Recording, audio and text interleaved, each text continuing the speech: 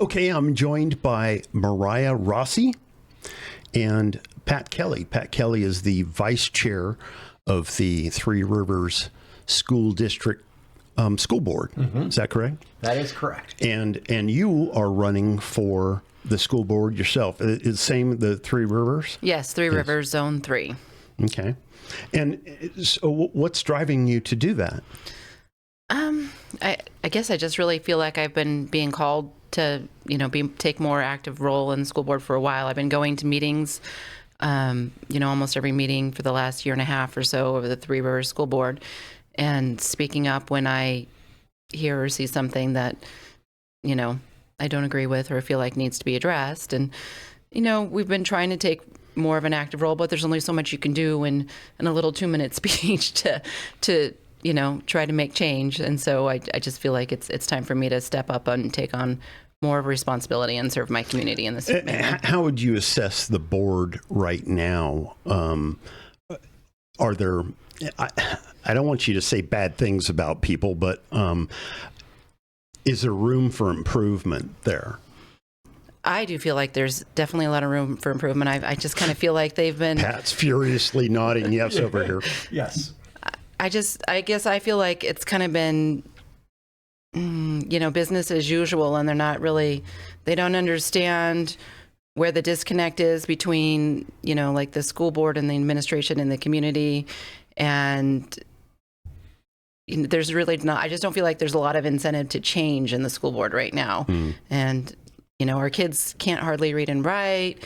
A lot of parents and community members don't trust the schools, especially after COVID, after, we got a window into what was happening. And so all of a sudden our kids' education became non-essential. I just there's a disconnect there, and I just don't see any incentive to change. I've always been of the belief that, because during the period when I was in school, it seemed like they taught us how to read and write and do math. And, I graduated with some knowledge of how that works. And then, of course, when I'm working in construction, that's all math. And you best get good at it. And I brought those skills back right away because I understood the basics about it. And it doesn't seem that we're doing that now. I was just listening on the way over here to Sean Hannity talking about the stats in the New York City school system, where they're spending like $38,000 per student, and they're getting garbage results from it. So it isn't the money. I think it's the people. It's the people, and then also, the state of Oregon has controls what must be taught, and how it, in a lot of ways, how it will be taught. It's like if you want to purchase new, like right now, they're in the process of reviewing the English curriculum and buying new books for the elementary school. Well, they give you like 3 options that you can choose from, and it doesn't mean those 3 options are necessarily going to be the most effective or best option for your district. It's just all you have to choose from. And if you don't choose from those options, then you're not compliant. So it is the people to some extent. There's a lot of poverty, of course, and it makes it hard for parents if they're, especially if it's like a single parent and they're working, full-time or full-time plus and trying to be a mom or a dad. And, it's hard for them to come home at the end of the day and make sure their kids have done their homework and read them a story. And it might be all they can do to feed them dinner and put them to bed. When I was going to school, I don't remember needing a whole lot of help from my parents. I learned how to read in school, and I was interested in it. And I suppose that there's issues where some kids take a little bit longer to catch on than others. But if your teachers are properly engaged in the process and have a decent curriculum, then it shouldn't be an issue. I think it's like 20% of the pupils in the school live out of their cars. Oh, wow. So it's a very poor district. So we have to struggle with basics of of discipline. And you and I went to school. Our parents regarded our education as important. Some of these kids, their parents' next purchase of drugs is the most important thing in the family. And so we take in everybody and we try to improve everybody. Our scores are up, and it's a hard fight to get people directed into the correct direction. So your and my upbringing is different than the poverty that we see. Probably a higher level of accountability. Yes, a lot higher. And the school does have its problems. And one of the problems we have, and she mentioned it, is communication with the public. And if she's attended the meeting, she knows I have a standard lecture by now about how the school district has to reunite with the values of the public.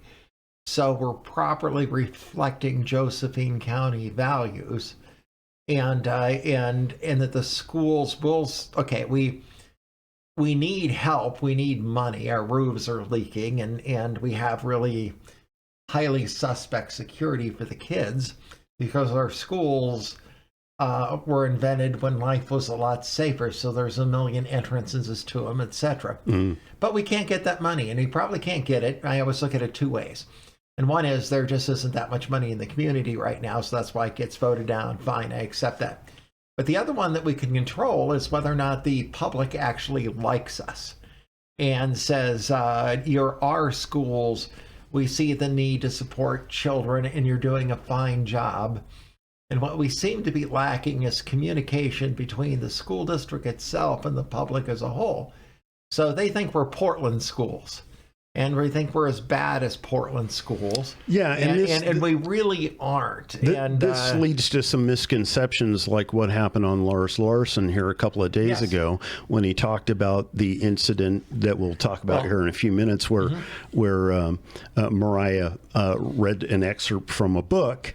And he made the suggestion that the school board was advocating for that book, and he wasn't right about that. But yes, but it was a committee of teachers and administrators from the school that reviewed the book and determined that they were not willing to remove it from the school library. Right, and this is a good thing to understand. And then it gets appealed to us, and based upon what was read very bravely in that audience by you, and I'm glad that you did it, and I support your right to do it, because they normally censor those things. And it's my belief if they're teaching something to ninth graders, they should hear it out loud. It's like holding up a mirror, and you hold up a mirror to them and you say, which she did, she was the mirror holder, and she says, look at this. And I've seen some in meetings where this is inappropriate. And I said, well, it's not inappropriate. If it's inappropriate for ninth graders, it should be said at this meeting, right? Right. And the more uncomfortable you feel when she reads, as far as I'm concerned, the better. And so teachers and librarians are a bit of a different type. We have a board that reviews them. Apparently they passed it, but that doesn't mean it's over. It's going to be over when it's brought to the board. And quite frankly, based upon the lovely passages that you read, that I don't think that book is going to survive. So we need and the play that it got was But it doesn't mean that the board approved it at all. It just means we have a system. And when you get, I'm an attorney too, so sorry, but I apologize for that. But you get into trouble with government entities when you have a system and you jump the system. Okay, so the Grants Pass School Board got in trouble because they directly confronted the librarians. We have a process. It goes to the committee, and then it gets appealed. And it's going to be appealed to us, and it went through the committee. And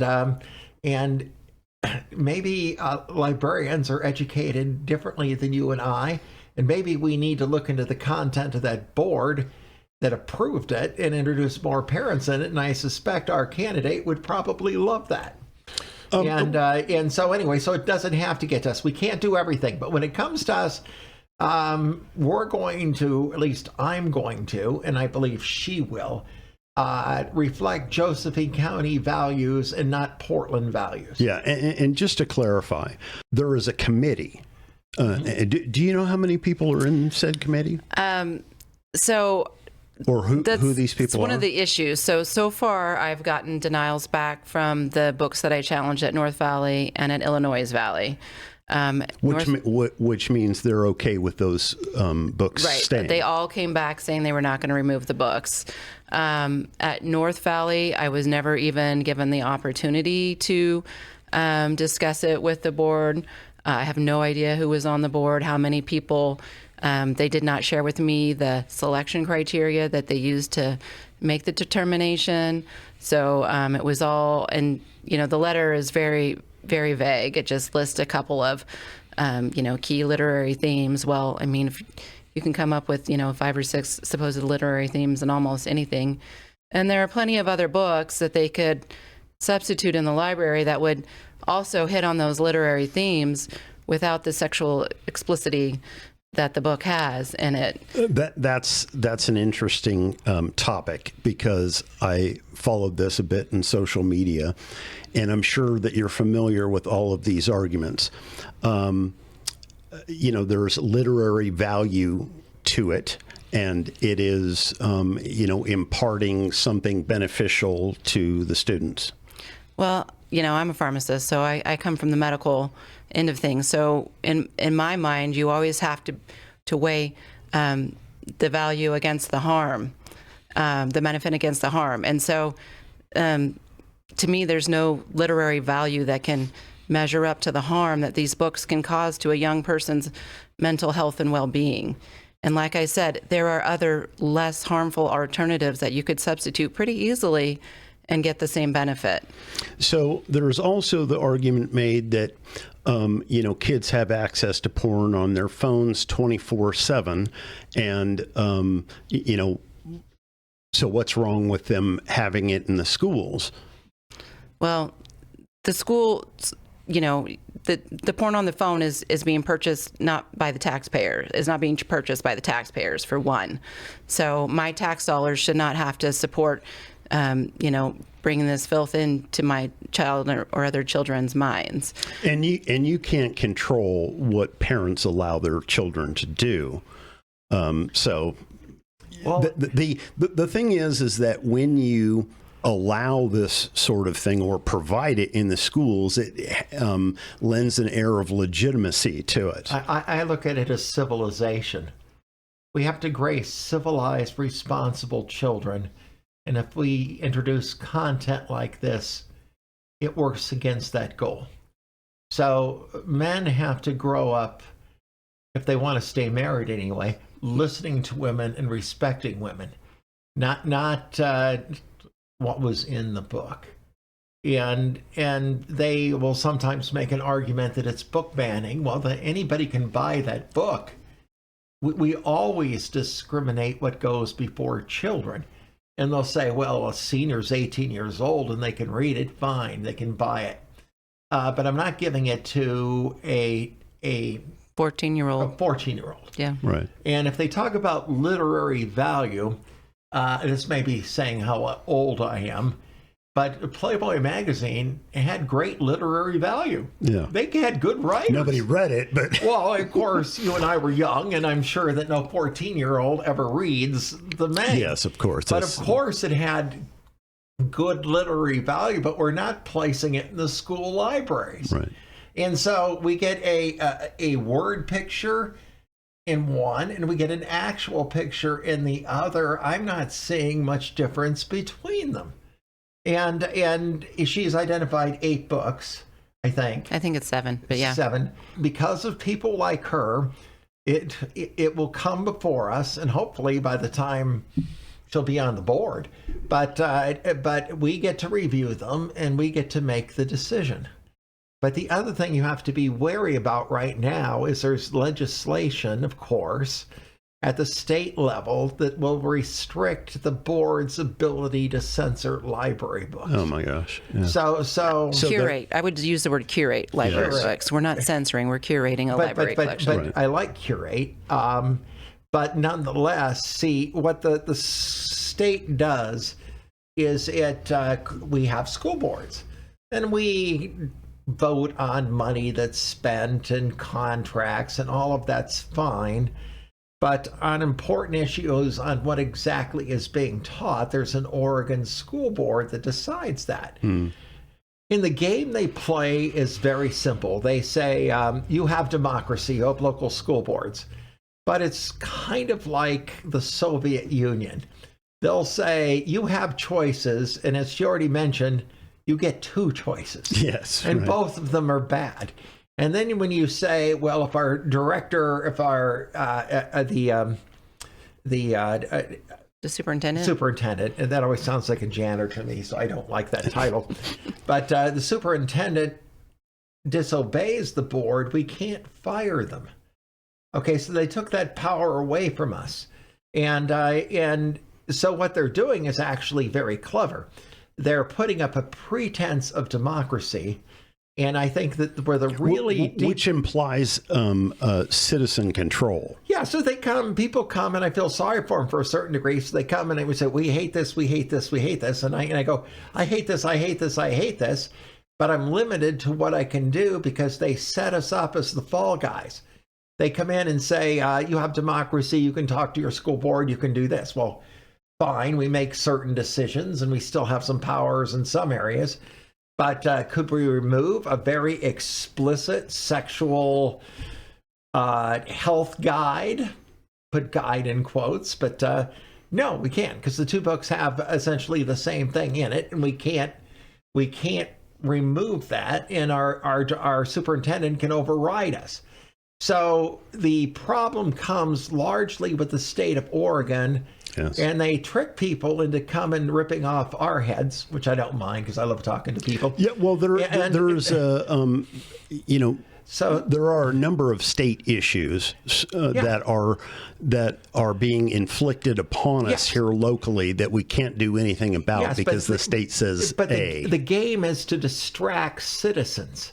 So they spend all their anger and fury on people that can't fix it. All I can do is direct people to those that can, and there's many. And the person who can has to have the will to do it.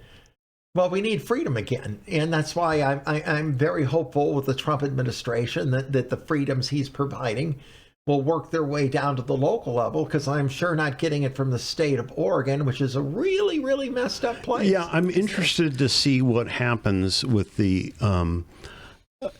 if not total dismantling, but the defunding of the Department of Education, which it's amazing the stats on that. They spend many, many billions of dollars a year, but in reality, the vast majority of that funding apparently goes to like universities and things of that nature, and not down to the K through 12. Pell Grants and whatnot. Yes. But back to the book. So I guess my thinking was, yes, this most of the time, 99% of this time, the school's like, oh, darn, our hands are tied.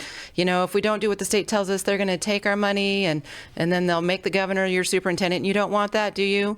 But, with these library books, they do still have discretion. We do. And this is where the school administration so far has really revealed their hand. They don't side with, the majority of the community here who feel that these books are inappropriate. Where there's a will, there's a way, and they show they don't have the will to remove it. And unfortunately, there's not a whole lot you can do about making the administration reflect values that you hold dear, because they have their jobs whether you like it or not. We can look at who's on that board, and we can adjust the content of that board, and when it's appealed to us, we can make a decision on it.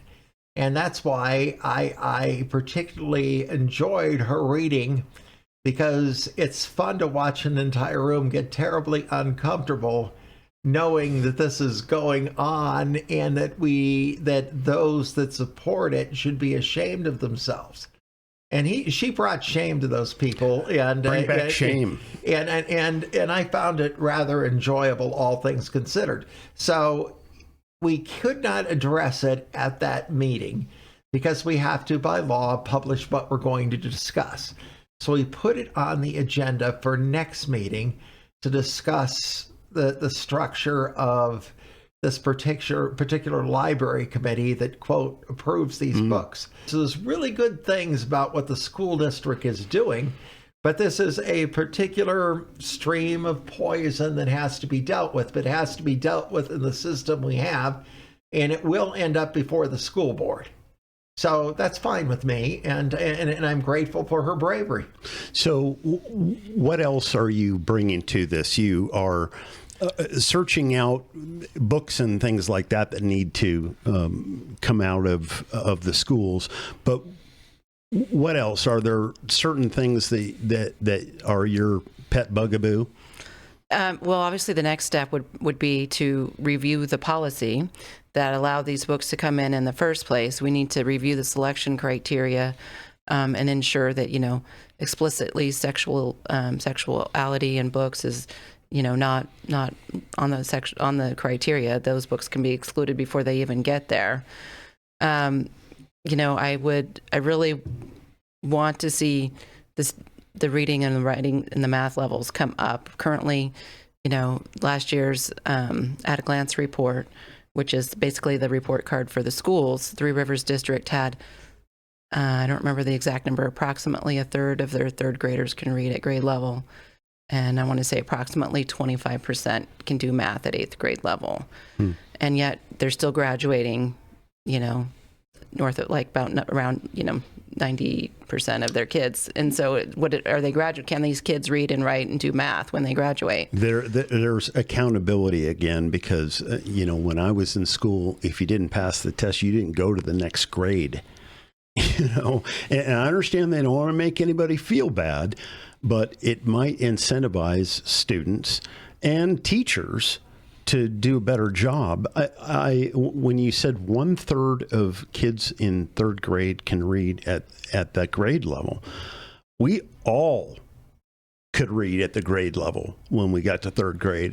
The way I remember it, we were all reading, and it was a group participation thing, but they weren't teaching us a lot of other things that they probably teach now, which, maybe are not essential. Yes, that's true. And then they switch from, teaching with phonics to teaching with whole word, although we're, starting to bring phonics back. So part of the new curriculum, which I haven't had a chance to go look out, I know one of them does have a phonics component. So hopefully that will help. But again, and it's just part of it is, do you have a culture of learning and excelling at home? It used to be parents had to interact with their kids in order to keep them entertained and keep them out of their hair. If you were on a long car ride, maybe you would play a car game where you, like what I used to play with my kids is, find the letter and the sign, and the first one to find all the way through the alphabet wins. Well, that's a great way to teach your kids their letters. And then I was flipping flashcards to my kid in the car, and he loved it. And pretty soon we would pull into a fast food place, and he'd have the total before the cashier. The cashier. And I thought, okay, we're doing our job here. I was choking for my father's pipe smoke. Yes, that's what I remember about rides. Yes, well, but some things have changed, haven't they? Yes, but it demands a lot of work. I need to proceed with changes. We need people with commitment and bravery and intelligence, and I think she reflects all those things, and I'm very proud that she's running. And we really have a split board at the moment, and what we can pass is the things that we all agree on, which is a lot when it comes to just running the school. But to go into a full-fledged offense, no, the mix is currently unwilling to do that. We've passed a resolution that only the flag of the United States and the flag of Oregon should be displayed on the building. And then we got feedback that said, no, you can't, you haven't done it in all the classrooms. Well, we have American flags in all the classrooms. But there was an Oregon again, Supreme Court, wasn't Supreme Court that did this one though, just said it offends the teachers' constitutional rights to freedom of speech to prevent them from putting, let's just say, a black flag, a Black Lives Matter flag, or a rainbow flag, or a Ku Klux Klan flag in the classroom. It offends his rights, and I bet that get a reaction. Well, yes, but what happened is the school district was sued a significant amount of money, and each board member was sued $8,000. Wow! So what we have to do, we have to guide through these. It's a maze. But wait a minute. First Amendment should be your own personal speech and not necessarily what the community is paying you to do. When none of us growing up before cable TV had a problem with the fact that they censored television, and censor is a bad word in this framework here. I'm going to do Ronald Reagan on you. There you go again. And what you're doing is introducing reason into a conversation in a state that has very little reason. Yes, and I cited at the last meeting that there is a freedom of speech case in Oregon that says you can mow your front lawn naked. And that's why they have naked bicycle rides. So you can be absolutely naked in Oregon, and it's perfectly lawful as a free speech expression. So we live in a very odd state, and they interpret it not under the U.S. Constitution, of which the federal's judiciary has control over. They did it under the Oregon Constitution, which our Supreme Court has exclusive control over, unless it offends the federal Constitution. So they said, well, we know that it would offend the federal, but it doesn't offend ours. So they allow it. So if one wants to watch the Three Rivers School Board meetings, are those being streamed on YouTube? Or Yes, they are. Okay. Yeah, you can watch in person or live on. Yeah, online. and how do you look that up? Just put in Three Rivers School Board and Google, and it'll come up. Okay. Yeah, I have not seen that, so I'll have to go subscribe. Who's your opponent in this race? Well, I would be taking Rich Halstead's seat. However, he's not running again, is what I understand. I see. Today's the deadline to. So, are you running unopposed, or is there a? There's another gentleman, Bill Ertl, who is also running. I think he withdrew also. So Did he? Yes, he told me he was staunchly opposed to that. So it would surprise me if he withdrew. We'll find out. Well, he said that he was running for the school board at last Saturday's GOP conference meeting over at the fairgrounds. So he would have had to have done it in the last couple of days. Well, I like Bill. I've known him for years, but he is not what we would call in any way, shape, or form aggressive. And I think that he is just happy to be a neutral party, but I think we've gotten beyond that in the world we live in now. The time for neutrality is over. We need a voice. And I happen to know she has a voice, a good one. So you're a whip cracker, then, is what he's saying. I can let you embarrass yourself first because that's been my job. Okay. It's your turn to get embarrassed. My turn to embarrass myself. Yeah, well, I mean, I did read that passage and managed to do it without getting embarrassed. Well, I tell you, I was watching in a loner room and I was embarrassed. Well, you couldn't see people's faces, but no, I was looking down. I couldn't see people's faces. A lot of squirming. But that's good that it's a mirror that's being held up. If they're squirming, that means they, at some level, whether you're a teacher or a student or anybody else was there, was uncomfortable and didn't like it. If we're all that uncomfortable and didn't like it, then it shouldn't be there. How else would you bring up that topic and have the same sort of impact as reading it out loud in front of people who are supposed to be in control of the curriculum? Yes, exactly. Yeah, that's the only option. I mean, I gave him the option to just take it out without making it public, scene out of it, and that didn't work. So then I had to shine the light on it. Step it up a bit. It was a great meeting. I love that meeting. It makes me want to go back again. People stayed later than usual, and there was beginning to be communication. and that's what we need. And I didn't hear anybody say that they approved of that book after that meeting. And eventually they threw us out because they had to shut the building down. Go visit social media. You'll find plenty of that. Oh, yeah. And the interesting thing about social media in this circumstance is that you'll find a bunch of people advocating for it, but they're the same people as are advocating for a lot of other left-wing issues. And so I think it's a small number of people making a lot of noise, and the people who care most about these issues, they would like their children to be educated and not have to be bothered with these issues because they had a government that cared about decency and meritocratic performance. Yeah, and just would leave them alone and let them thrive. That's what most of us want. We want the government out of our business. Yeah. Here, let me just make this point. I have to believe that there's a bunch of people that don't like Donald Trump and they hate Elon Musk, but they still want their kids to be able to read and do math, because they understand the value of an education. And I think that you can get people like that to vote for somebody who's holding those standards, even if they don't agree with them politically. I think you're a very nice man to think that. Well, I think that's the golden question is, do we love our kids and do we love our community more than, we hate what we perceive as the other side of the political debate? Can we find reason to come together? So when is this election?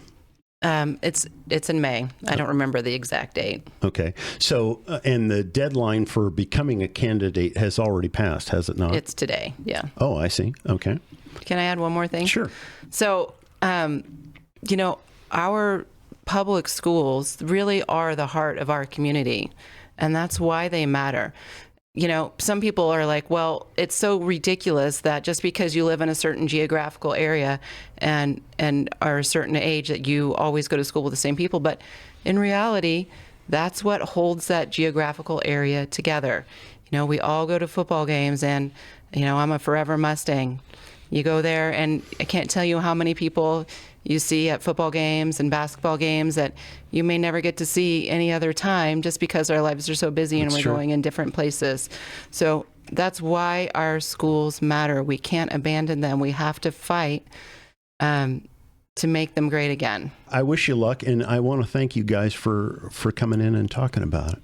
All right. I'm Mariah Rossi, running for Three Rivers School Board Zone 3. So vote for me, Mariah Rossi. Thank you.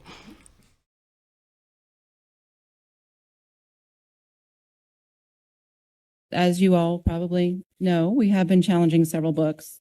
I just got back a denial of one of my challenges for the book's Haters. So I'm going to read some to you. She guided me onto my back and pulled the bottom of my briefs, and I pushed them over my knees and my feet, and I was completely naked and not hard at all. She straddled me and pulled me on top, pulled her top off, and her breasts flopped out, and I heard them more than I saw them.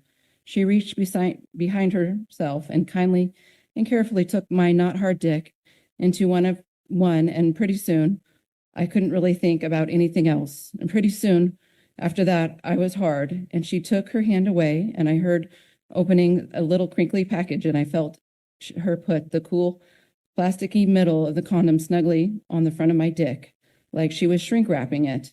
And I felt her fingernails through the plastic, like the legs of a crab, fingernailing her their way down my dick.